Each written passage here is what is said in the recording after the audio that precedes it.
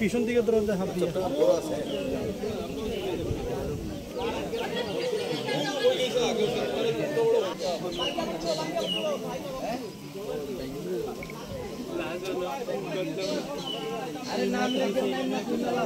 বানতেছে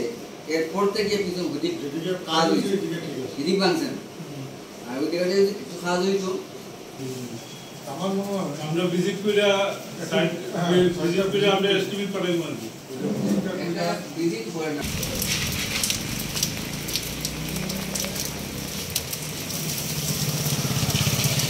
এদের সাথে দেখা করলাম 4-5 দিন আগে আমাদের সাউলিপুরা গ্রাম পঞ্চায়েতের 5 নম্বর ওয়ার্ড এখানে জলাই এবং সাউলিপুরার যে বর্ডার এই বর্ডার থেকে অভিজিৎদের বাড়ি পর্যন্ত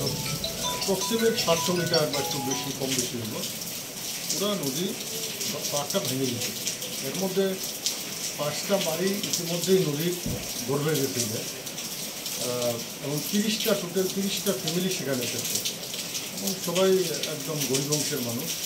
তারা টোটাল জায়গাটা ভিজিট করার পরে আজকে আমরা এক্সিকিউটিভ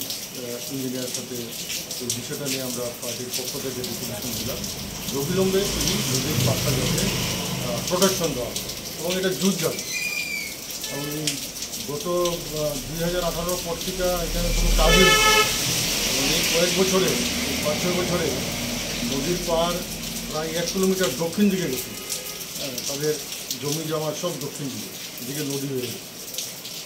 এখন ইমিডিয়েটলি যদি এই কাজটা না ধরা হয় তাহলে যে 30টা পরিবার তাদের থাকারও কোনো জায়গা নেই এবং ইমিডিয়েট 5-6টা বাড়ির অবস্থা তো খুবই খারাপ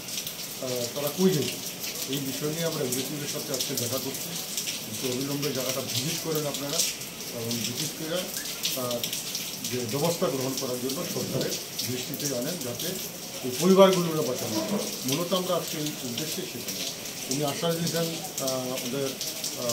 জায়গাটা ভিজিট করে একটা এস্টিমেট তৈরি করবেন ওরা উপরে পাঠাবেন ওনার ঊর্ধ্বতন কর্তৃপক্ষের কাছে এবং উনিও পার্সুয়েশন করবেন পার্সুয়েশন করেন নতুবা এই পরিবারগুলোকে বাঁচানোর জন্য ইমিডিয়েট যাতে কাজটা হয় আমরা